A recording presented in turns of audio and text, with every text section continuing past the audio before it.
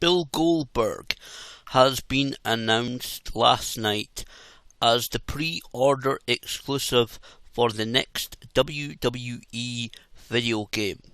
He's following in the footsteps of the likes of the Ultimate Warrior and Sting as being kind of the headliner for the advertising, certainly, of the latest WWE and 2K Sports video game, coming out this October. Now, everybody's seen the advert, convoy of police vehicles, police get out, look like they go into a kind of underground cave or lairs.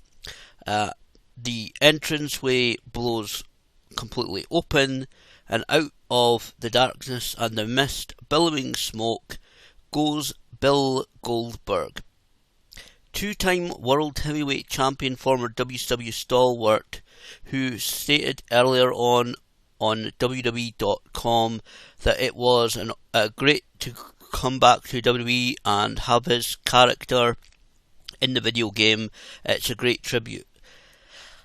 Bill Goldberg as the character, okay, he's going to be used in the headlines. At the end of the video, he is actually in the back seat of one of the police cars being driven away.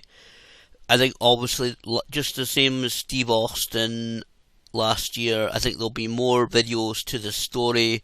Whether we'll see it end on WTV or a pay-per-view, I don't know. I'd kind of like to see that Bill Goldberg suddenly steps out of the police vehicle.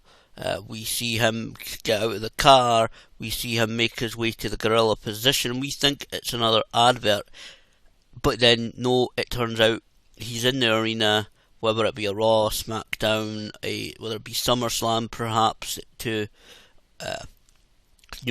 promote the game coming out in October, and then we hear his music called Invasion, and he steps right back onto WWE TV. That would be a great thing to see. Goldberg is as the main character, as this promotional guy. Well, there's not really a huge lot of really things I can say about it. They've done about every single major person that's been involved with WWE. Obviously wasn't going to be Hogan. There was very few people that they could actually reach out to and feature as kind of the headliner. I said the pre-order bonus guy. To be honest, Goldberg is a big name for guys like me who know who he was in the mid to late 1990s and of course the early 2000s when he had his short run in WWE. There's not a to be honest, let's be honest here, there's not a huge amount of guys that they could have actually gone to and said, you're worthy of this position, you're worthy of being the guy to promote this game. You're the one that we want, because it is kind of headlining the game, it is the main promotion of the game. Certainly we are seeing now the start of the hype of WWE2K17. Not a huge name, the younger fans won't really know who he is. Obviously there is the WWE Network, lots of the Nitros and WCW pay-per-views are on there, so people can go back and see Goldberg. And let's be honest, he was extremely popular in WCW.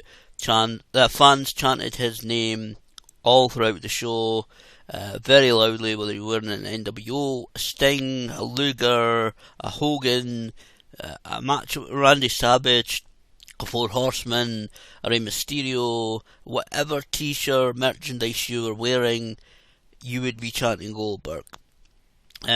So, in that kind of respect, I'm sure they're going for the older demographics, the 30-plus year olds who remember Bill Goldberg from his WCW days.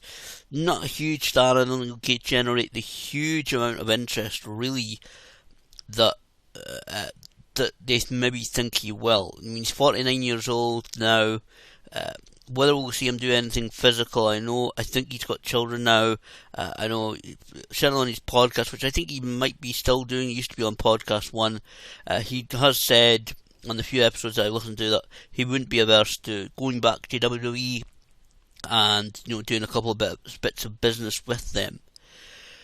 As for the game itself, I honestly think that it's the roster that's going to be really interesting to the fans of the members of the WWE universe, who it is that's going to be in the game, I think is going to be more of the interest. Yes, we do get Goldberg, and there's the pre-order bonus of WCW Monday Nitro and Halloween Havoc arenas. I think that obviously means he was not going to be, unlike Steve Austin last year, part of the showcase on the main mode of gameplay on the video game. Otherwise, they would certainly have to have had already included the Nitro arena, or perhaps maybe got a slightly different version for Goldberg. I don't know, but to be honest, my thoughts, I'm leaning towards I don't think Goldberg will be involved in the main gameplay mode unless they feature his WWE run, which wasn't particularly. It was decent, going from SummerSlam versus The Rock to the Elimination Chamber, and then of course his final match was against Brock Lesnar at WrestleMania 20. There's not a huge amount there, I don't think enough to be worthy of a showcase. So it's certainly going to be, in my opinion, the roster that's going to be of interest to people. And maybe they know that already. Maybe they know that people want to see the Samoa Joes, the Nakamuras, the Finn Balors, certainly of course the Four Horsemen. I know Finn Balor was in this year's game, but that's the type of level they want. Enzo and Big Cass again in the game, but they want to you want to see them included. Perhaps American Alpha, Bayley. Certainly, I think they will have to include the likes of Charlotte, Sasha Banks. There was a big uproar last year that they couldn't fit them in the game, or they couldn't put them in the game for whatever reason. I think apparently they were saying the models and everything wasn't going to be ready in time, so they decided to make a conscious decision not to include them in the game. But certainly, with the level of NXT promotions that have been happening, Tyler Breeze's again, Enzo and Big Cass, and Sami Zayn, it's Kevin Owens. I think the fans will be more interested in who the roster is in the game, more than the interest in Bill Goldberg. Although he's a great two-time world champion, fantastic talent, again, extremely popular.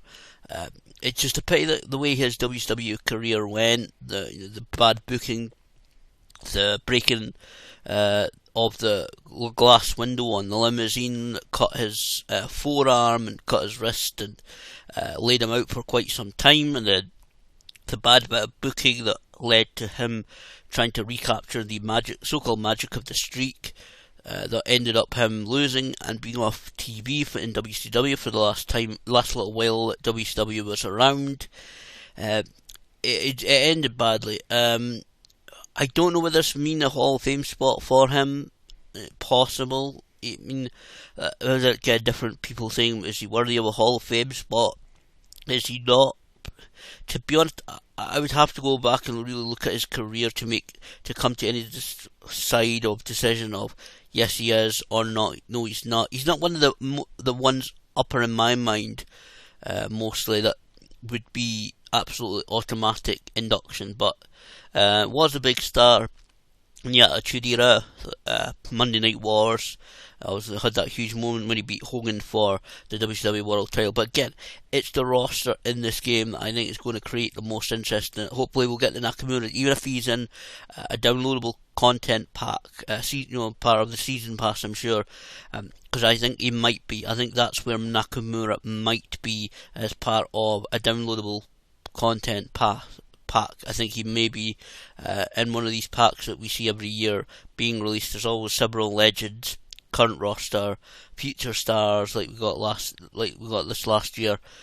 I think he might be amongst them, but it's certainly going to be the roster that's going to be mostly looked at in WWE2K17. But this certainly starts the hype for that game. Looking forward to seeing it. It hits shops, apparently, according to the website, in October. So we'll see then, and I'm guessing we'll see around SummerSlam when and how the roster will be revealed, and hopefully we will get the roster at a decent pace. Last year it was a bit annoying. Every Monday on it website, a few more and a few more and a few more every week. It was slightly annoying, but certainly it's going to be the roster that's going to be the main point of interest, in my opinion, to fans of WWE2K17. But this is certainly I think it's a decent starting point for WWE and 2K Sports.